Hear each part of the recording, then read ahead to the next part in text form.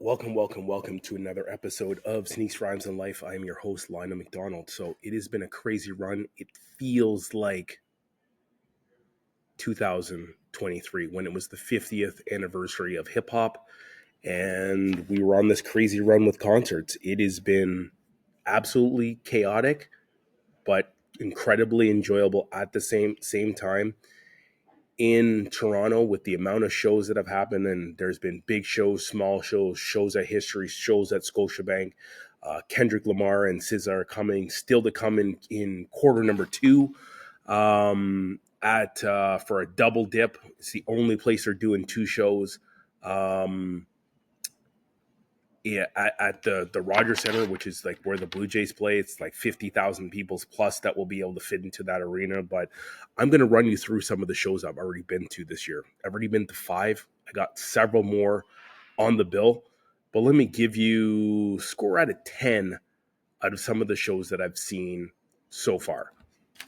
So we'll start with the first show. Saw this on, and this again, these are only shows um, that I've seen live. I'm wearing merch from one of the shows. Sky Zoo was in town. We'll get to his show very shortly, but people can see the show. The 718 shirt represent out of New York. But again, this is available on obviously YouTube if you're watching video wise, but Apple, Spotify, Google, wherever you get your podcasts. Otherwise, it's available there too. So let's get into it. First show I saw this year, Onyx. Onyx was to be with Lords of the Underground and JD Era opening. And JD Era is the sleeper of the whole set, highly underrated, super talented artist. He's absolutely dope. Got a chance to chop it up with him, spend some time with him after the show. Definitely he's going to be on the podcast at some point this year. But I would give this show easily, let's call it 7 out of 10. You're losing 2 points, not because of any performance, but we had some technical issues. And we also didn't get Lords of the Underground. Lords of the Underground was supposed to be here. They got snowed in. This was the day before the super snowstorm that happened in the Northeast. Totally crippled Toronto. Literally, I shoveled snow for 3 days. But Lords was amazing. You know, Lords is a different group because they've lost a member. Another member is kind of, let's call it MIA. But we got Fredro Starr and we got Sticky Fingers, essentially the two most important members or the most recognizable members of the entire quartet. Energy, engagement, bangers. We got it all during the show. They did a meet and greet afterwards. People had to pay money. People that hung around, knew a few people, got a chance to chill with them, got a chance to hang out with them. They are incredible people. The demeanor of how they are off the stage is not quite the same as what you see on the stage. They are chill. They are great dudes. Thoroughly enjoyed spending time with them, specifically Sticky Fingers. Thought he is absolutely incredible. Absolutely a banger of a show. But they lost some points because I personally went to see Lords of the Underground. I've been a massive fan of Lords of the Underground since Here Comes the Lords. Their first album, Keepers of the Funk, was the second album. Now, Do It All is still out there, still doing music from time to time. He's in the political world in New Jersey doing his thing. One of the few artists that I recently heard that Redman still keeps in touch with because he's from Jersey. But you guys get a 7 out of 10 on that show only because of the sound trouble. Although Lee's Palace has been putting on some amazing shows, and you'll hear a few other shows that were at Lee's Palace. I think 3 of the 5 shows at least that I've seen this year were all at Lee's Palace. But just didn't come off the way that I wanted it to hear. So that is that 7 out of 10 on that show. Sky Zoo, probably the most underrated MC that's on this bill that is performed so far here in Toronto. Sky Zoo, 7.5 out of 10. Did not get the same sound issues. But what sunk it for Skyzoo is we just didn't let's call he was an 8 out of 10. It's not his fault. I'm kind of knocking him a little bit because of the sound. He did all of his classics. He got into and you have to understand, if you know Skyzoo, and he's the most underground of the 5 acts that have performed so far here in Toronto, yeah, throw them up with Blue in Exile. Blue in Exile probably has more knowledge or not knowledge, but people are more aware of them. Skyzoo is 100% underground. He's done things on his own as a duo. He's been on several things, collaborated with Pete Rock on Retropolitan, amongst other things. So Skyzoo was an amazing show. He definitely got into a lot of Retropolitan, which I do love. It is personally my favorite Skyzoo project. And when I heard him start to do some of these things, again, he's got a new album, Keep Me Company. It has literally maybe one of his best songs that I've ever heard. It is like an ode to hip hop. Record store day, kind of talks about meeting a girl in a record store that's deep into hip hop. Sounds like he could have wrote it about me and my wife. Is absolutely an amazing song. I played this song since I heard it, and I only heard it this year. I didn't even realize he had dropped an album late last year, but it's absolutely, I wouldn't say it's a classic, but it's a very good album. Definitely, I suggest that's something that you should listen to. All the Brilliant Things is another great project. You definitely got into it, but Retropolitan is the one I got into. Two specifics. I wish he played Penny Jerseys. He didn't give it to me. Obviously, I knew I was not getting Eastern Conference All-Stars, which is modern day one of the best posse cuts we've ever heard. I don't even know if you want to call them a posse. He just got 4 incredible MCs, and if you didn't know he got at that point the Griselda Trio, West Side Gun, Conway the Machine, and Benny the Butcher. Plus, he got Elzhi on the track from Detroit. The song is absolutely incredibly, amongst other things. He did enough cuts for this that definitely it satisfied me. And then, as you think about Skyzoo, he's just underrated. So people don't know him. So, and when you don't know an MC, sometimes people don't show up. And in this particular case, people at this show, and this is why I don't want to knock him, but people did not show up the way that I thought people would show up for an underground MC. Now, he did an album, and this one was totally under radar. I mean, I didn't even know about it until recently, but I played it because I respect both artists, Skyzoo and Torre. Torre's done a ton of stuff. DJ Premier loves working with him. It's called Barrel Brothers, and it is absolutely fire. The album the song that specifically stands out to me is a song called The Aura, and they actually sample a Dave Chappelle skit, and it is perfect on how they sample it. I get excited, I get energized, I get enthused every single time that I hear this track, and I can't get over it. Like, it's just that good. And he played so many bangers, so many songs. He had energy, engagement. People was not vibing with him. But in true professional MC fashion, I don't know, people just didn't know about the show. This, again, was on the back end of the snowstorm that happened in Toronto. It was a week after Onyx on a Thursday, again at Lee's Pals. People did not show up in droves. I ran one whole side of the stage, and it was amazing. After the show, he was so engaging. I chopped it up with him. I bought the new album. We talked. I walked away, let everyone else have their time. I went back and talked to him again. It's like, you know what? I think your show was absolutely amazing, and people didn't give you your love and your respect. And I'm coming back to tell you again that you were just totally dope. And he respected it. He dapped me up again. We talked, and it's like, I got a podcast. I would love for you to be on it. Just tell us what you're doing, what is coming. And he goes, oh, it's dope for sure. And this is like, hey, would you want to say a few words to the people out there? And he totally did an improv spot for my podcast. You can use a commercial forever that he wanted to do. People were messaging me and saying, how did you get Skyzoo? You just met him. How did you get him to talk on your podcast or even to promote your podcast? And and can I tell you this? Skyzoo, that kind of dude. And that's what I love and appreciate about him. But he was totally amazing and totally dope. So that's Skyzoo. I gave him 8 out of 10. Onyx, 7 out of 10 because we didn't get one of the artists. So that's why they get the bump. Skyzoo, wish there was more energy. Love that there was a special guest. It doesn't matter. Skyzoo was dope.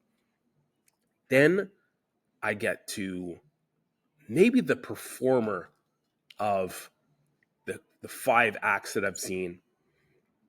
And that is MC Lyte. I saw it on International Women's Day at Phoenix. And let me tell you, she was something special. We only found, and there was a series of women's artists. It's a totally different vibe than a regular show. This one I decided to sit up in the balcony area, which I've never seen a show. I think was the right show for me to see in the balcony area. And MC Lyte did MC Lyte things. Got light as a rock, paper thin. She DJ'd. She was amazing. Like I totally forgot about the DJ element that they set it up and let her spin and play some of her favorite songs, and went back and did some of the old school stuff. Did her top billing version from Audio 2 that Audio 2 made very famous. She was incredible.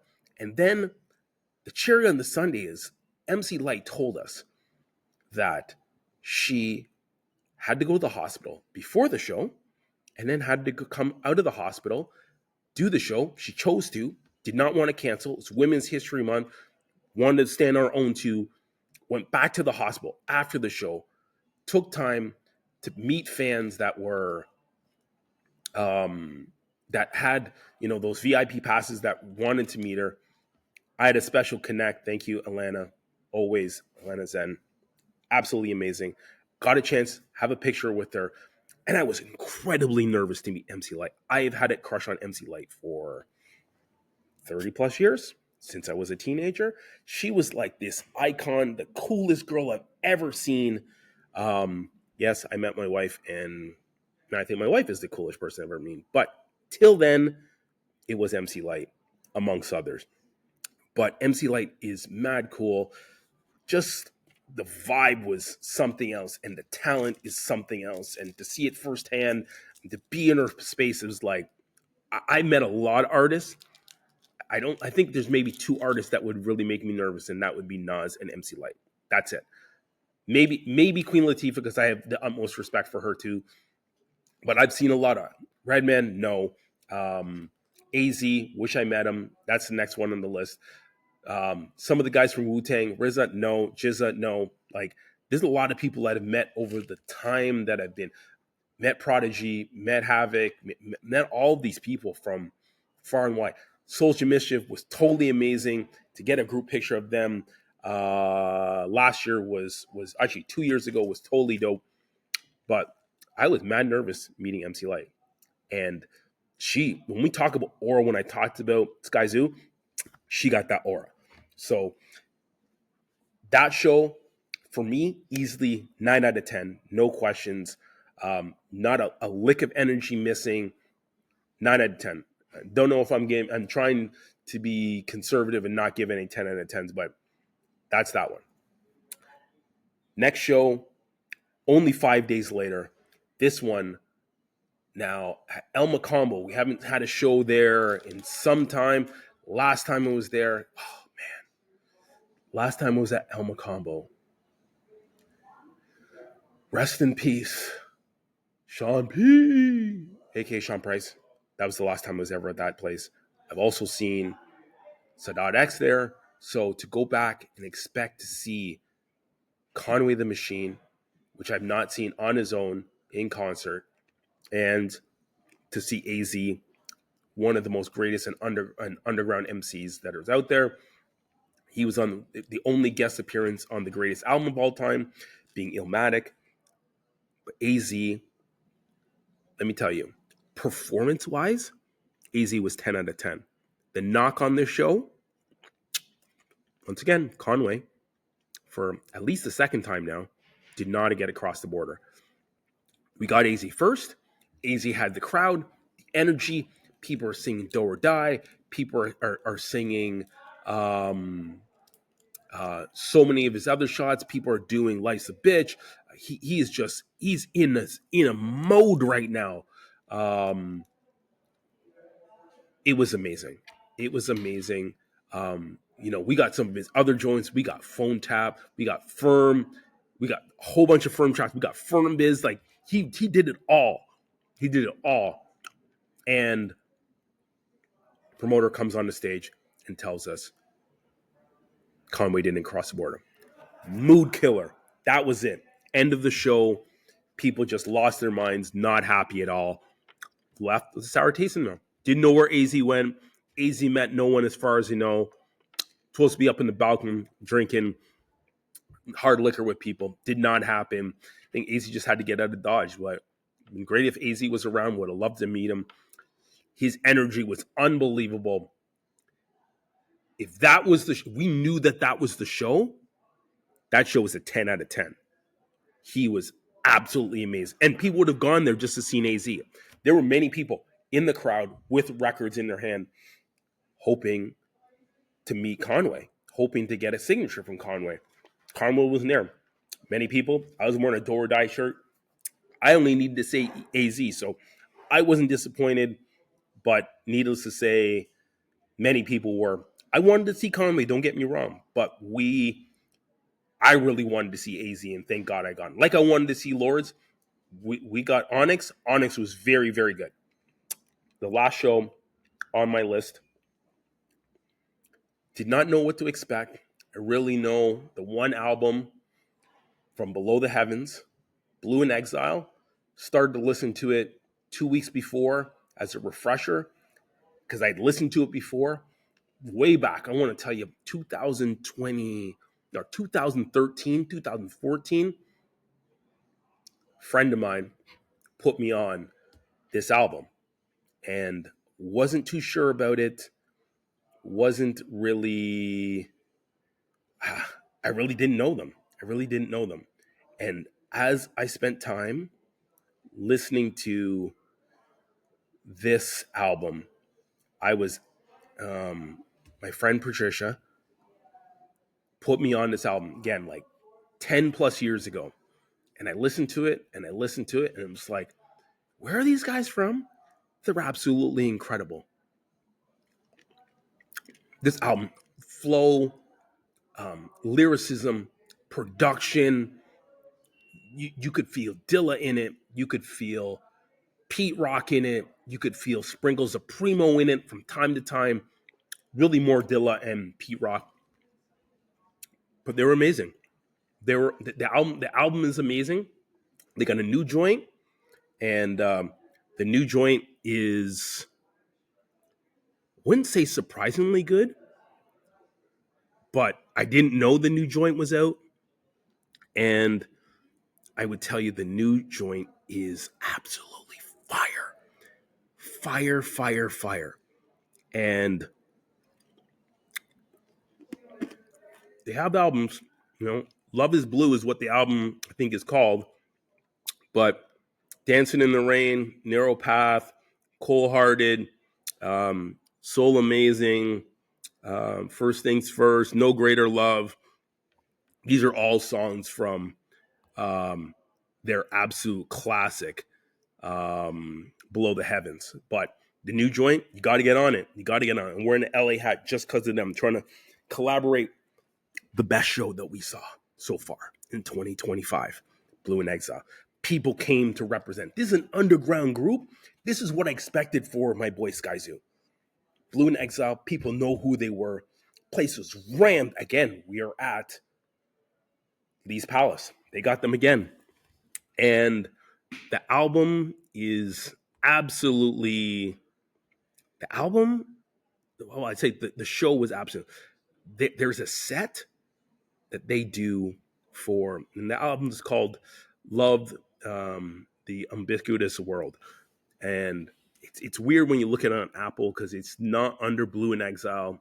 It's under Blue, but then when you come up to Blue, it says Blue in Exile there. So it's kind of like misplaced along their catalog. But album is very, very, very good. Some of the standout cuts. Chucks, they got a song with Crooked Eye and Corrupt. Love is Blue with A.O. Black. Smack with Fashion. I like Undisputed. Hello, LA. Definitely love Gold. And then the Suge Knight joint is dope.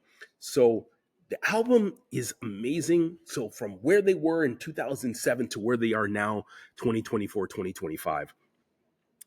This show, 9.5 out of 10. By far the best show. And can't say it, I'll take that back. Not by far. Skyzoo was good. MC Lyte was good. So was AZ. But again, they missed people.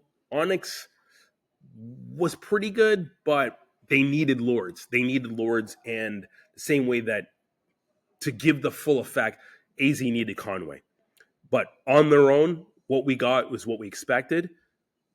Blue in Exile was the show of the shows. So I will tell you, so if we rank them in order. Number 1 was Blue in Exile. Number 2, MC Lyte. Number 3, AZ. Number 4, Skyzoo. Number 5, Onyx. But these are all good shows. Like we haven't missed. We haven't got no. Oh, what was it in 2023? Oh, geez, yes, of course. Group Home.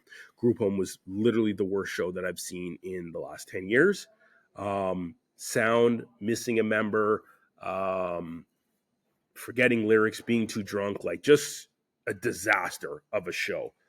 But there's a lot to look at. I think maybe the show of the year we may get is Kappa, Styles P, and Smith & Wesson on 420.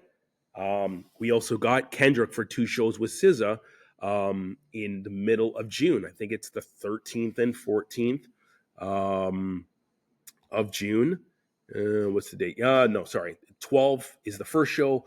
13th is the second show on a Friday. It's the only place that they're doing 2 shows in the same city on this tour. It's a huge tour. These are stadium tours that they're doing. All sold out. Tickets that are remaining. Big money. Except for I saw actually LA is not big money, and maybe I need to go to LA for my birthday and see the show. We'll see about that. Cypress Hill, De La Soul, and Farside coming 2 days after my birthday in May. We also got Kweli at the beginning of May. Now, some people don't like Kweli. Say he's outrageous, some of the things he said, but he's going to be here. And then Pete Rock going to be doing a show with Common. And you guys all know, that's my favorite album that I've seen, that I've heard since last year. And I would love to see them in concert again. In concert together to do that album. So we'll have to wait and see how things roll out. But I would love to, I have a pin in that one, as we say at work. I would love to see if we could pull that out. Now, hey, Boyz II Men's already been here. Didn't see Adrian Young. Apparently that was pretty good. Mary J. Blige was just here. Not really in the hip-hop frame, but Method Man was here. So got to tell the story. Here, doing the podcast, taking all my stuff to the studio. What do I hear or see? Oh, Method Man was at work. At least one of the stores as part of my work. Rush down, try to find them, cannot. drop my stuff off, can't find him, all levels of the mall. He's probably in some Uber across town. But he was here with Mary J doing All I Need, which is pretty amazing that they did this all one the same. But that one I did not get. Who knows? Method Man could be sitting right beside me on this podcast if I could have made it happen. That's one that got away, but that's how it goes, unfortunately. Other shows that we got coming up, we have the last Wu-Tang show in Toronto, July 14th, with all of the members going to be here. Should be something special. July 14th, put on your calendar. Got our tickets already. We got Nelly and Ja Rule, amongst others, coming on the 31st of July. We got Tyler Creator doing a couple shows. We got The Weeknd doing a couple shows. We got Currency in May. So there's lots happening. There's going to be more and more shows that pop up. Some people I would love to see. Yeah, I would love to see Eminem. There's some people that have passed away, obviously, Tupac and DMX, amongst others, that I would have loved to see. But it's been an amazing year. This is already an amazing year so far. Would love to see another Legends tour. I need the KRS Ones, the Rakims, the Big Daddy Kanes to come spin through Toronto one more time. We got light. I would love to see a return of the Circle in Toronto to do another show. I saw them back in like 06, 07. Maybe it was like 05 when we had Cardinal and other members of the Circle. We had Socrates, we had Chauclair, we had Tara Chase, we had Tara Chase, we had Thrust, we had the Rascals come through in collaboration. Hopefully we would have Marvel too. Maybe Mathematics will run through, but we had the Circle show. I would love run it back 25 years later. Give us the Circle show. All you guys are in different spaces and different parts of your lives, but run it back for the six. It would be great if Drake was there, but Drake was never part of the Circle. Drake grew up on the Circle. And to me, you're the OGs along with Mishi Me and Maestro Fresh West that really kind of got this thing started. Yeah, you could throw Danny O and many of the guys from his crew, obviously Nish Rocks and everyone from the Scarborough crew, but Circle, give us a Circle show for one time. That would be something special. But that's it. Sneaks, Rhymes, and Life. We out. That is the end of this episode. Thank you for listening. Available on Apple, Spotify, along with Google, and widely available on YouTube.